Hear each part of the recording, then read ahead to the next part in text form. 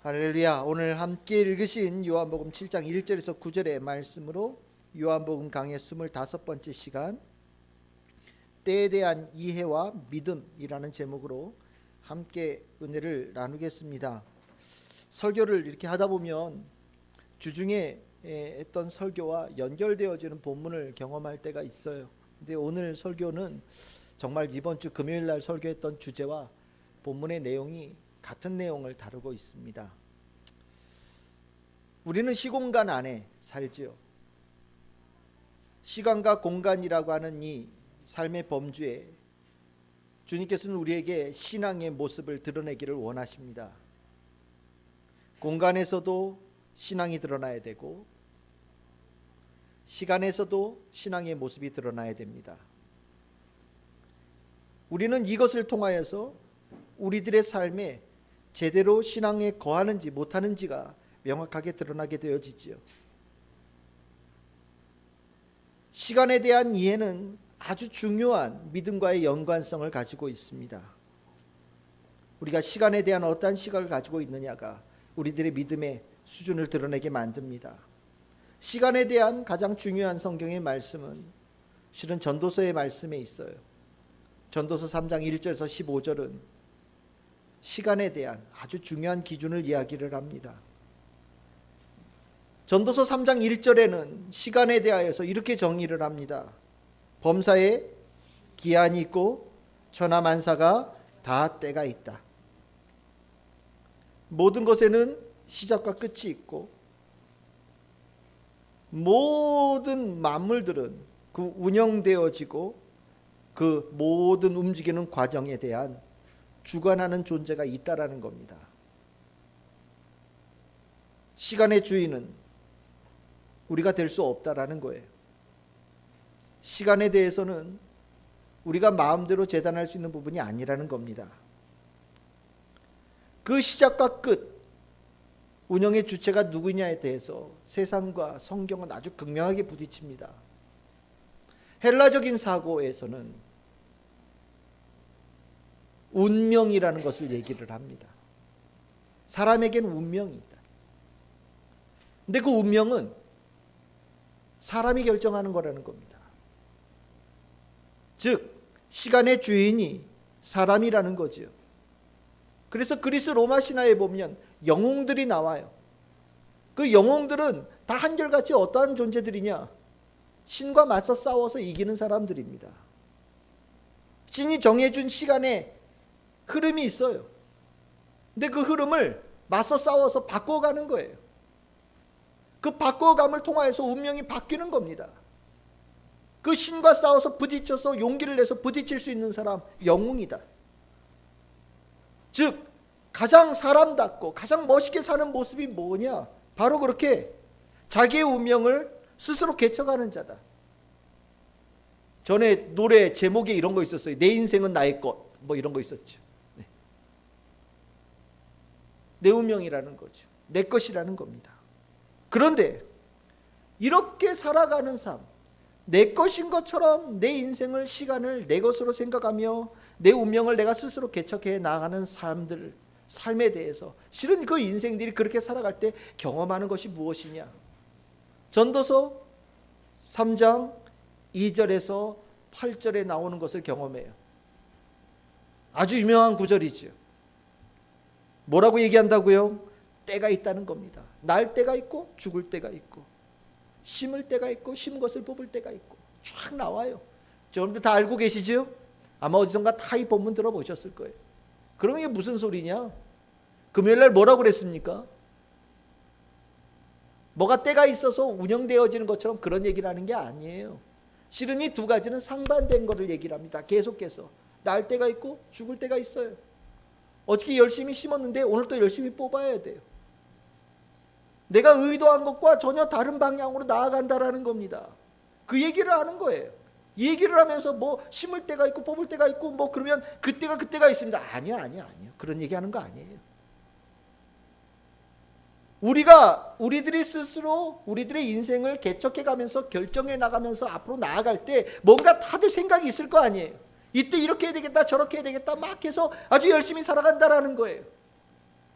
그런데 인생을 쭉 그렇게 살아오고 나서 보니까 어저께 했던 일이 아무 의미가 없는 것으로 오늘 느껴지고, 오히려 어저께 열심히 했던 것 때문에 오늘 열심히 그것을 또 허물어야 되는, 이게 뭐 하는 짓이야? 야, 이게 내가 이게 뭐 하는 거야 지금? 이런 느낌을 받게끔 인생이 연결되어진다라는 거예요. 아마 여러분들도 다 경험해 보셨을 거예요. 제가 금요일 날 얘기했잖아요. 제가 별명이 뭐라고요? 테이프 사장 아들이라니까요. 뭐 만들 때 테이프를 잘 붙여요. 수도 없이 붙여요. 이렇게 붙이고 저렇게 붙이고 저렇게 붙이고. 근데 제 주특기가 또 하나가 뭐냐면 꼭 끝에 잘못 만들어요. 손이 아주 놀라워요.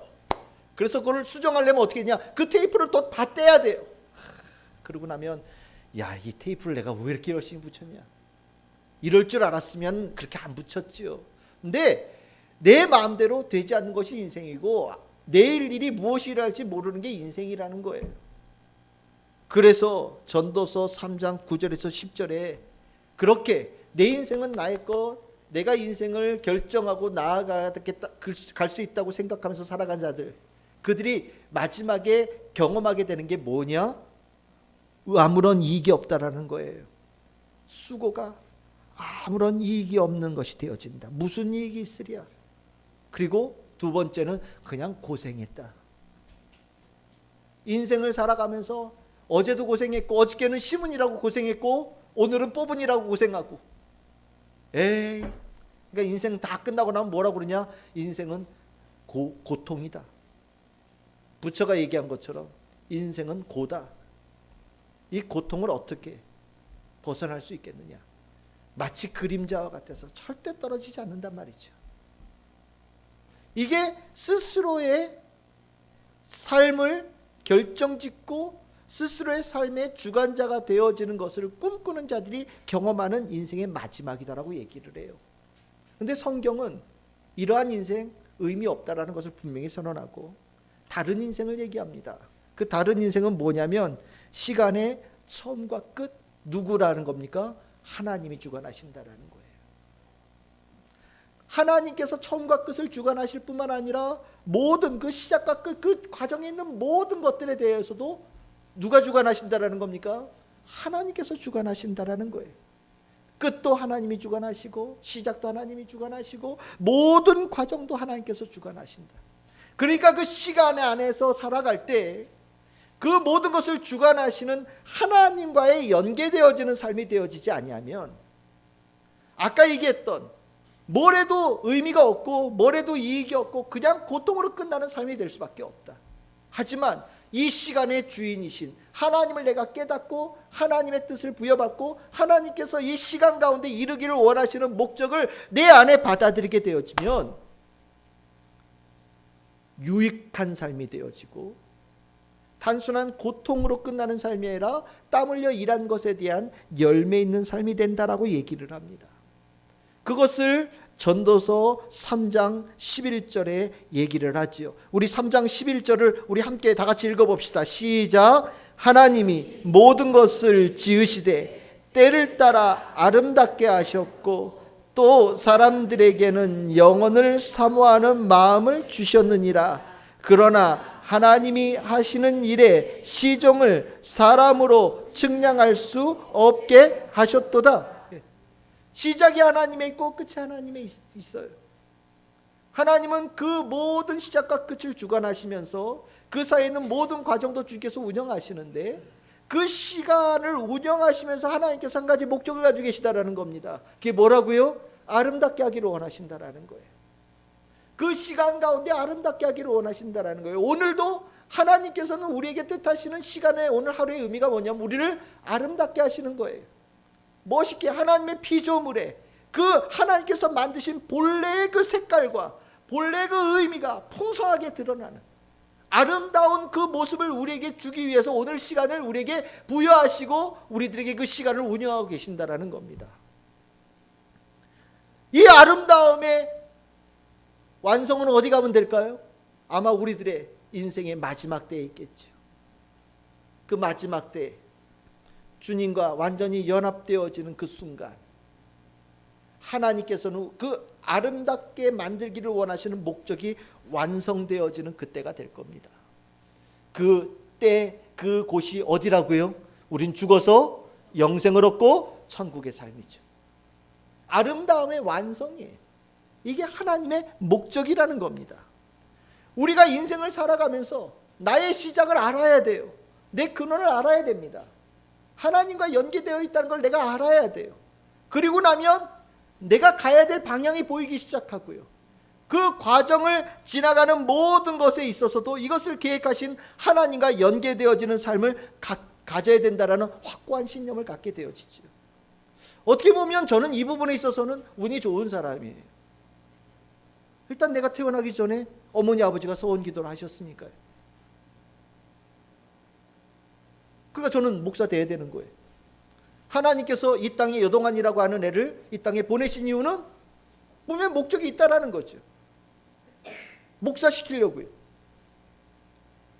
이 땅에 있는 사람들에게 주의 말씀을 전하고 구원을 이루고자 하는 뜻이 있어서 이 땅에 보내셨다라는 거죠.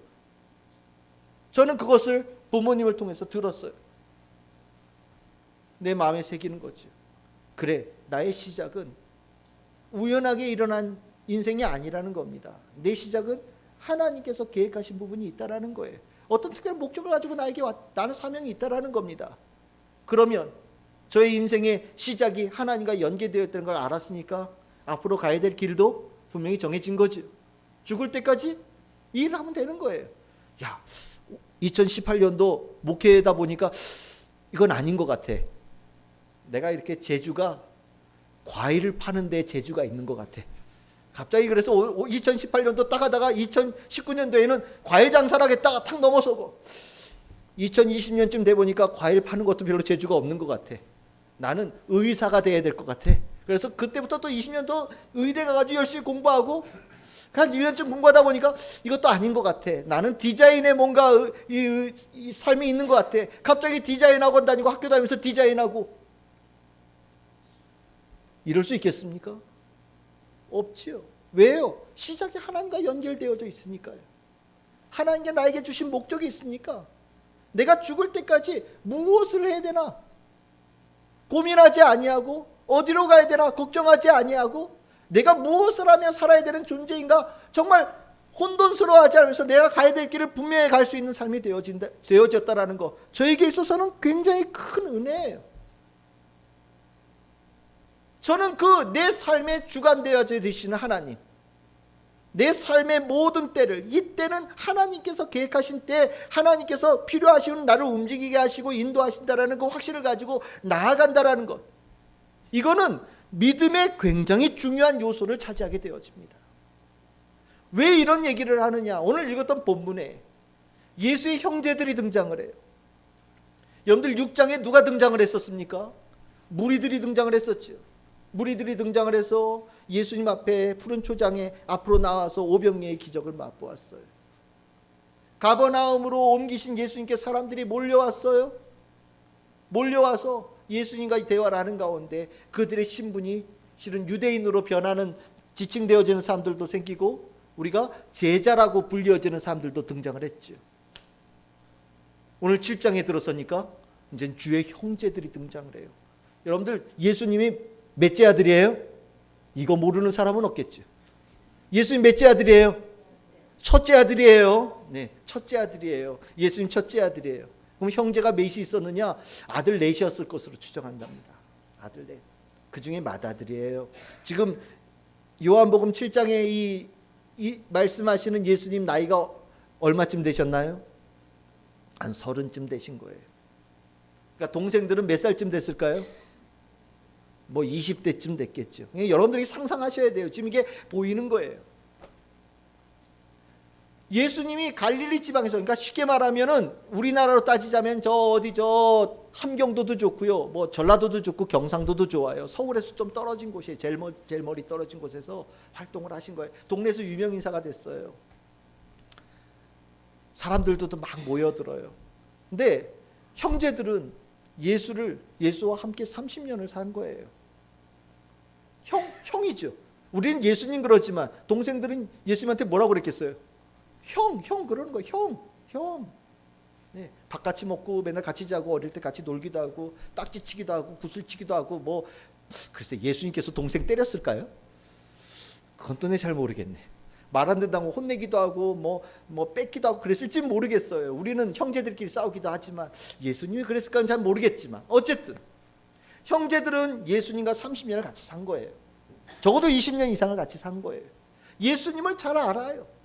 근데 어느 날 갑자기 얌전하게 목수 일하던 예수가 30살이 되어져서 갑자기 세례받더니 갑자기 확 바뀐 거예요.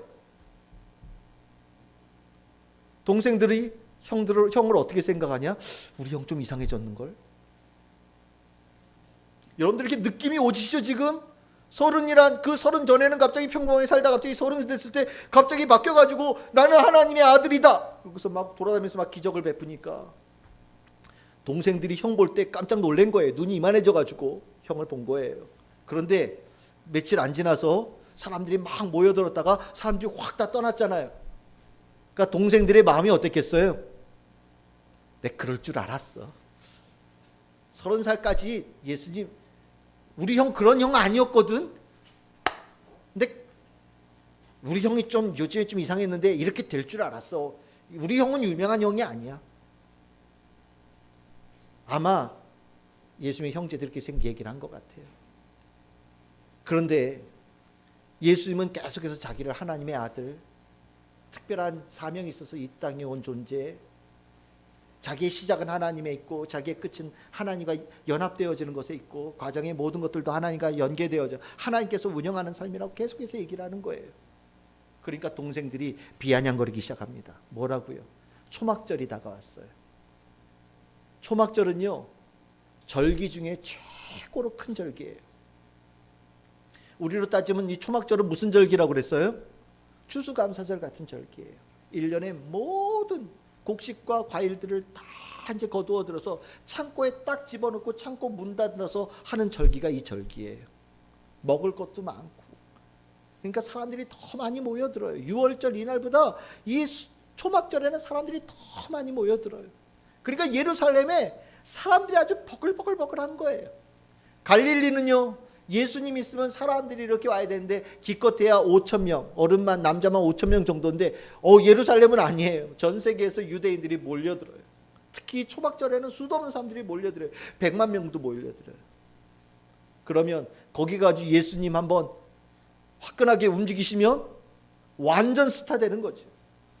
그런데 초막절이 됐는데 예수님께서 예루살렘으로 갈 생각을 안 하시는 거예요. 제 동생들이 비아냥거립니다. 형 진짜 스스로 뜨고 싶어서 난리치시는 분이시잖아요. 3절에 얘기를 합니다. 그 형제들이 요한복음 7장 3절에 그 형제들이 예수께 이르되 당신이 행하는 일을 제자들도 보게 여기를 떠나 유대로 가소서. 4절에 뭐라고 얘기합니까? 스스로 나타나기를 구하면서. 아니 그렇게 유명해지고 싶어서 안달이 났으면서 왜 이렇게 중요한 기회에 이 시골에 머물러 있습니까? 당신이 정말 유명해지고 그럴 능력이 있고 유명해질 만한 권능을 가지고 있다면 지금이야말로 최고의 기회입니다. 예루살렘으로 가서 수많은 사람 앞에서 바다의 권능을 한번 보여주고 오병이의 기적을 쫙 베풀어주고 사람 고치는 것 쫙 보여주면 완전 당신 뜰 겁니다. 형 그렇게 뜨고 싶잖아. 예루살렘 가. 동생들이 예수님한테 얘기하는 거에 숨지 말라는 겁니다. 그냥 요즘 말로 얘기하면 출세하라는 거죠. 세상에 나가라는 거예요. 이 세상의 흐름은 돈을 추구하고 유명한 것, 성공을 추구하면서 내 앞에 다가오는 기회를 그때그때 잡는 거예요. 다가오는 시간을 순응해 가면서 그 가운데 기회를 잡는 거예요. 이게 삶을 살아가는 하나의 방법이라는 거예요. 형제들이 예수에게 그 삶의 방법을 요구하기 시작했어요. 여러분들 합리적이지 않아요? 여러분들 앞에 눈앞에 있는 기회가 뭐가 있을지 눈이 이렇게 떠서 쳐다보고 계시지 않으셔요? 누구는 그 얘기를 하더라고요. 길을 걸어갈 때 늘 언제나 눈을 크게 뜨고 땅을 보고 걸어가거라. 돈 떨어져 있다. 저 쓸데없이 하늘 보지 말고 땅을 보고 걸어가라. 돈을 줄 수 있다. 눈앞에 다가오는 시간을 그때그때 기회를 잡으려고 눈이 빨개져서 혈안이 되어져서 살아갑니다. 이러한 삶을 뭐라고 그러느냐? 조금 이게 헬라어인데 크로노스적인 삶이라고 그래요. 다가오는 시간에, 다가오는 시간을 그때 살아가면서 그냥 시계 돌아가듯이 그냥 다가오는 시간을 그렇게 살아가면서 그때 나에게 이득될 만한 것을 딱 붙잡는 삶이요. 세상적인 삶이고요, 보편적인 삶이고요, 어떻게 보면 세상에서 그것을 합리적인 삶이라고도 얘기를 해요. 그런데 이렇게 얘기하는 예수의 형제들의 이 발언에 대해서 요한복음에서는 이 발언에 대한 평가가 나와요. 그 평가가 7장 5절이에요. 7장 5절은 요한복음을 쓴 사람, 요한이 쓴 평가예요. 예수의 형제들이 한 이야기를 뭐라고 표현했습니까? 이는 그 형제들까지도 예수를 뭐하지 않았다고요? 믿지 아니했다. 세상의 흐름을 쫓아가는 삶을 얘기하는데 거기를 뭐와 연결을 시키냐면 믿음이라는 단어와 연결시킨다라는 거예요. 즉 세상의 흐름에 맞춰서 가는 것에 대해서 성경에서는 뭐라고 얘기를 하느냐? 믿음이 없는 모습이다라고 얘기하고 있다라는 거예요. 굉장히 중요한 포인트입니다. 우리가 믿음을 가졌냐 믿음을 갖지 않았냐의 굉장히 중요한 포인트는 세상의 흐름에 아무 생각 없이 맞춰가면서 내가 믿음을 가졌다라고 얘기한다면 그거는 실은 거짓말이에요. 예수님께서 이 부분을 정확하게 지적하십니다. 7장 6절이에요. 7장 6절 우리 다 같이 읽어보겠습니다. 시작. 예수께서 이르시되 내 때는 아직 이르지 아니하였거니와 너희 때는 늘 준비되어 있느니라. 야, 이거 말이 조금 애매하긴 한데 이렇게 얘기하는 거예요. 예수님께서 예수의 형제들은요, 세상의 흐름, 지금 흘러가는 흐름과 전혀 거부감이 없어요. 똑같아요. 차이가 없어요. 그러니까 너희들은 지금 세상의 흐름 속에 살아갔다는 거예요. 그러니까 뭘 지금 갑자기 그냥 가도 뭘 해도 어색하지 않아요. 이질감이 느껴지지 않아요. 자연스러워요. 야, 니들은 그냥 니들 그대로 살아가고 있는 그 모습으로 가면 돼. 가고 있는 거야. 근데 그걸 뭐라고 규정하고 있어요? 믿음이 없는 삶이라고 규정하고 있는 거죠. 근데 예수님은 세상의 흐름에 이렇게 앞서가서 가면서 다른 사람들은 시속 10km로 걸어가는데 예수님께서는 시속 20km로 걸어가고 시속 100km로 뛰기 위해서 오신 분이 아니라는 거예요. 세상의 흐름 속에 더 빨리 가고 더 멀리 가고 또 높이 가기 위해서 오신 분이 아니라는 거예요. 세상의 시간의 흐름은 그렇게 해서 갈지 모르지만 예수님은 그 시간의 흐름을 바꾸기 위해서 오신 분이라는 거예요. 바꾸기 위해서 한다. 너희 때는 그렇게 가서 아무 이질감 없이 갔지만 내 때는 아니다. 나는 그렇게 사는 것을 보여주기 위해서 온 것이 아니다라고 얘기하고 있는 거예요. 그럼 예수님께서 보여주시는 삶의 그 스타일, 이 시간의 삶을 뭐라고 그러냐? 헬라어로는 이걸 카이로스라고 그래요. 오늘 죄송해요. 헬라어를 써서. 제가 웬만하면 이런 단어 안 쓰는데 우리말로는 어떻게 더 이상 번역이 안 돼서 쓰는 말이에요. 크로노스는 그냥 시계가 돌아가듯이 앞에 다가오는 것에 맞춰서 가는 삶이에요. 그런데 카이로스는 달라요. 시간에 포인트가 있다는 거예요. 중요한 포인트가 있다는 거예요. 그냥 닥치는 대로 사는 삶이 아니라 포인트가 있고 목적이 있고 분기점이 있고 터닝 포인트가 있고 하나님께서 화끈하게 역사하시는 그 뭔가의 그 역사의 사건이 있다라는 거예요. 그 사건, 그 시간, 주의 부르심, 인도하심, 그 역사하시는 목적을 가진 시간에 그 목적을 두고 그것을 향해서 나아가는 시간에 그 타이밍을 대로 살아가는 것이 무슨 삶이냐? 카이로스적인 삶이라고 얘기하는 겁니다. 다른 말로 표현하면 인생은 두 가지가 있는데 시간에 있어서 하나는 그냥 닥치는 대로 사는 삶이 있고 하나는 삶의 분명한 사명, 하나님께서 나에게 주신 사명을 가지고 살아가는 자가 있다라는 거예요. 목적이 있으면 오늘 힘들어도 인내할 수 있어요. 인생을 살아가면서 주님께서 우리에게 요구하시는 인생은 하나님과 나와의 연관성이 분명히 새겨져 있고 하나님께서 나에게 맡기신 사명과 목적이 설정되어져 있어서 그것을 향해서 꿈꾸고 나아가는 인생이에요. 인생을 닥치면서 살아가면 아까 얘기했듯이 심을 때가 있고 어저께 심었는데 오늘 뽑아야 되는 수고로 아무 유익이 없는 삶이 되어지지만 시간이 그렇게 살아가는 것이 아니라 하나님과 연관되어져 살아가면 열매가 있는 삶이 되어져요.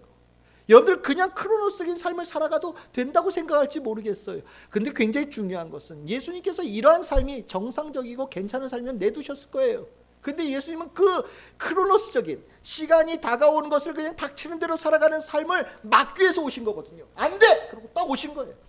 왜요? 이렇게 살아가면 죽거든요. 아무것도 남지 않는 무의미함과 헛됨과 허망함과 결과가 죽음으로 끝나는, 인생을 70, 80을 살았는데 아무것도 남지 아니하는, 그렇게 아무것도 없는 인생으로 끝날 거라는 걸 주님께서 보시고 그 죄 속에서 죄로 인하여서 죽어간다는 걸 아시기 때문에 주님께서는 그 시간의 흐름대로 닥치는 대로 살아가는 그 인생의 시간을 더 이상 흐르지 않기 위해서 이 땅에 오신 거예요. 막아 쓰신 겁니다.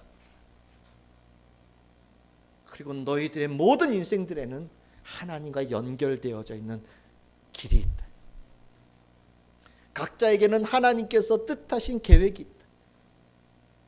그것을 이루어 가야 인생이 끝날 때 열매가 있다. 그 열매는 아까 아름다움이라고 표현했고, 그 아름다움의 중요한 것은 생명이 되는 거지요. 예수님께서는 그 말씀을 하시면서 이렇게 얘기하십니다. 7장 7절입니다. 예수님께서 세상의 시간의 흐름을 막기 위해서 오셨으니 세상이 이뻐하겠어요? 미워하겠습니까? 당연히 미워하죠. 세상이 사람들을 우욱 끌고 가는 거예요. 피리 부는 사나이처럼 피리를 불면 애들이 그 피리 부는 사나이를 쫓아가는 거예요. 근데 마지막에 어디로 가요? 절벽으로 가죠. 바다로 들어가죠. 죽으러 가는 거예요. 세상의 흐름이 그런 거예요. 쭉 흘러가는 거예요. 근데 예수님께서는 그 흐름을 막아서는 거예요. 얘들아, 그렇게 살면 안 된다. 얘들아, 그 길을 멈추거라. 시간을 그렇게 쓰면 안 된다. 너희들의 삶은 닥치는 대로 삶이 아니다. 하나님께서 너희들을 보고 계신다. 너희들의 시작은 하나님이다. 끝도 하나님이 되어져야 된다. 지금 너희들의 삶에 하나님께서는 개입하기를 원하신다. 얘들아, 하나님을 보거라. 세상이 예수께서 이 일을 하러 오신 것에 대해서 너무나도 불편하게 생각합니다. 그래서 예수를 미워해요. 반면에 세상의 흐름과 같이 가고 있는 주의 형제들, 예수의 형제들은 미워하지 않지요. 왜 내 편인데? 미워할 이유가 없죠. 예수님께서는 지금은 세상에서 나를 미워하고, 세상에서는 내가 세상의 흐름과 동떨어진 어떤 약간 사이코적인, 약간 외톨이적인, 사회적으로 부적응자인 것처럼 보이는, 세상에서 뒤떨어져서 실패자인 것처럼 보일지 모르지만 내 때가 온다. 아버지 하나님께서 나에게 부여하신 때가 온다. 아직은 때가 아니라서 내가 올라가지 않는다. 나는 너희들의 그때의 흐름에 쫓아가고 싶은 생각이 없다. 근데 내 때가 올 때 이 세상은 바뀐다. 이 세상은 완전히 바뀌게 되어진다. 흐름이 바뀐다. 그때는 언제냐? 예수의 십자가와 예수의 부활이에요. 예수는 이 인류의 역사에 아주 중요한 포인트를 하나 쾅 박으신 거예요. 모든 만물의 시작과 모든 만물의 끝에, 중간에 모든 인간들이 집중해야 될 시간의 포인트를 주님께서 설정하신 거예요. 그게 뭐냐? 십자가와 부활이에요. 2000년에 있었던 그 한순간의 사건이 아니에요. 모든 시간 속에, 모든 시간을 아우르는, 지금도 역사하는 가장 중요한 시간의 포인트를 예수님께서 세우신 거예요. 그리고 이제부터의 시간은 이 포인트를 받아들이는 자와 받아들이지 못하는 자, 그 포인트를 내 삶에 끌어들여서 그 포인트를 가지고 주님과의 관계성 속에서 살아가는 자와 그렇지 않은 자로 나누어진다. 예수의 십자가, 예수의 부활, 하나님께서 함께 하심, 성령의 동행하심을 살아가는 자는 그 삶에 주께서 원래 계획하셨던 아름다움의 삶이 있다. 십자가를 보거라, 아름다움이 있다. 부활을 마음에 새기거라, 아름다움이 있다. 너의 삶의 모든 주관자이신 하나님을 모셔드려라, 보거라, 네 삶에 아름다움이 있다, 완성이 있다, 생명이 있다. 이제부터 시간은 예수 십자가와 부활을 보는 자와 보지 않는 자로 나눠진다. 여러분들의 인생의 목표가 무엇인지 잘 모르겠어요. 세상의 흐름대로 닥치는 대로 살아가는 삶이 될 수도 있겠죠. 오늘도 눈 크게 뜨고 땅 보면서 돈 줍고 더 빨리 뛰고 유명해지고 명예를 갖고 그럴 수 있어요. 그런데 세상적으로 볼 때는 그럴 수 있을지 모르지만 적어도 주일 이 교회 안에 와서 예수, 하나님, 성령님에 대한 말씀을 나누고 성경의 말씀을 나누는 우리들에게 있어서는 그러한 삶은 죄예요. 믿음이 없다라는 거예요. 하나님과 내 삶의 시간을 연계시킬 수 없다라는 것은 하나님 믿지 않는다라는 증거예요. 주님을 믿는다라는 것, 하나님을 믿는다라는 것, 내 삶에 주님께서 나에게 주셨던 계획이 살아있는 자예요. 그것이 살아있어서 내 삶을 그 목표를 향해서 꾸준하게 나아가는 힘을 가진 자예요. 하나님께서 삶의 목표를 주셨으니까 하나님과 대화해야죠. 그치요? 기도해야죠. 오늘 내 삶에 주시는 말씀을 읽고 들어야지요. 주님과 만나 예배하고 내 삶을 이끌어 가시는 분을 찬양해야죠. 예배의 자리가 당연히 귀하죠. 내 삶은 내가 계획한 것은 이런 것일지 모르지만 하나님께서 내 삶에 계획한 것을 추구할 때 나중에 보면 알 거예요. 이거 별거 없는 거고요. 하나님께서 나에게 계획하신 것이 더 귀하고 비할 수 없는 것이라는 걸 분명히 깨닫게 되어질 거예요. 정말 이건 남아요. 다시 전도서로 가겠습니다. 전도서 3장 12절 13절에 그렇게 크로노스적인 예수 십자가, 예수 부활, 예수의 그때 그렇게 살아가는 삶을 살아가는 자에게는 특별한 주님께 주신 선물이 있다라고 얘기를 해요. 그게 뭐냐? 기쁨이 있어요. 네 가지 얘기했었죠, 금요일날. 그치요? 첫 번째가 뭐였어요? 기쁨이 있다고 그랬어요. 기쁨이요. 아까 뭐라고 그랬어요? 닥치는 대로 살면 그냥 고생이에요. 힘들어요. 그런데 십자가, 부활, 내 심령에 새기고 살아가면요 기쁨이 올라오기 시작해요.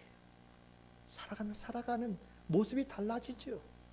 두 번째는 뭐라고 그랬어요? 선을 행하는 데에 대한 능력이 생겨요. 전에는 아까 뭐라고 그랬어요? 힘 있으면 땅바닥 보고 가야 된다니까요. 왜요? 돈 주셔야죠. 힘이 있는 한 뭔가를 더 얻고 뭔가를 더 내가 추구하고 이익될 만한 것을 찾아서 눈이 빨개져 살아야 되는데 예수 십자가, 예수 부활 보기 시작하면 삶의 의로운 것, 선한 것에 대한 삶의 목표가 새롭게 설정되어지지 않는다는 거예요. 중요하죠. 세 번째는 뭐라고 얘기를 했어요? 삶의 에너지가 넘쳐요. 식욕이 생긴다라고 얘기하고 있어요. 식욕이 왜 중요해요? 오늘 기대가 되면 뭐라고 그랬어요? 밥 먹어야죠. 제가 얘기했죠. 오늘 여행 간다고 칩시다. 그럼 여러분들 뭐부터 할 것 같으세요? 밥 먹어야죠. 좋은 데 가는데 여러분들 롯데월드 가서 놀이기구 타는데 밥 안 먹고 금식하고 가는 사람 봤어요? 금식하고 놀이동산 가는 사람 없어요.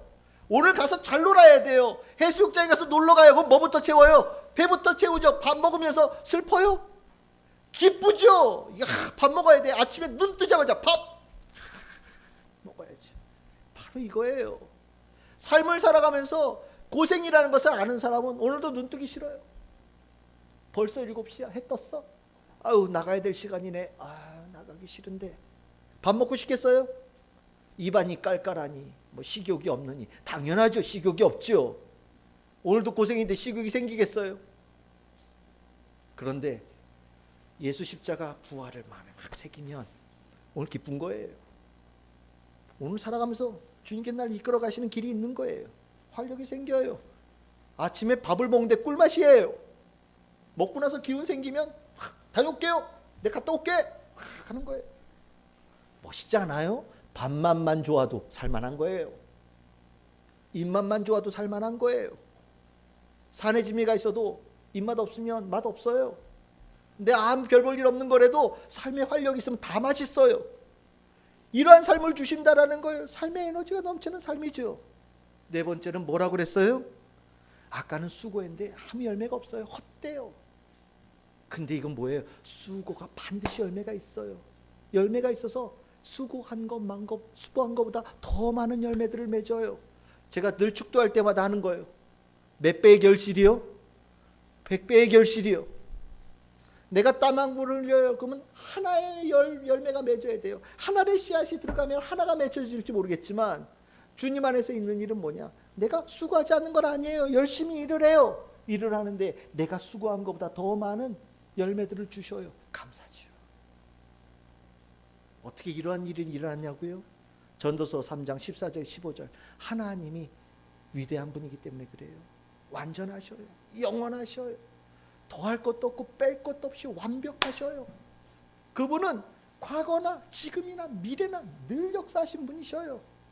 늘 한결같은 마음으로 역사하셔요. 주님께서 그 역사하신 그 뜻을 내 삶에 베풀기 시작하시는데 누가 그것을 막겠어요? 예수는 우리 인간들이 이걸 잊어버렸다는 겁니다. 닥치는 대로 살아가면서 삶의 목표를 잊어버리고 그렇게 헛되다라고 얘기를 하고 아무것도 덧없다라고 얘기를 하는 이 인생의 모습, 그래서 죄 속에 빠져 죽어가는 사람들의 모습을 보면서 안타깝게 여기시면서 그 시간의 흐름을 바꿔내는 능력을 주기 위해서 이 땅에 오셨다라는 거예요. 예수처럼 살면 무의미하다고 얘기하지 않는다라는 겁니다. 예수처럼 살면 헛되다는 얘기하지 않는다라는 거예요. 예수처럼 살면 생명이 있어요. 예수처럼 살면 부활이 있잖아요. 예수처럼 살면 부활해서 하나님 보좌 우편으로 올라갑니다. 예수께서는 우리에게 그것을 주기를 원하시는 거예요. 나를 따라오거라. 내가 세워놓은 삶의 이정표, 하나님과 관계되어진 삶의 이정표를 나를 따라 쫓아오거라. 닥치는 대로 살지 말거라. 세상의 이익을 보면서 유명해지고 그런데 목표 가지면서 닥치는 대로 살아가는 허망한 삶 살지 말거라. 인생은 그렇게 사는 게 아니다. 하나님께서 너희들 이 땅에 보낼 때 그렇게 살으라고 보낸 게 아니다.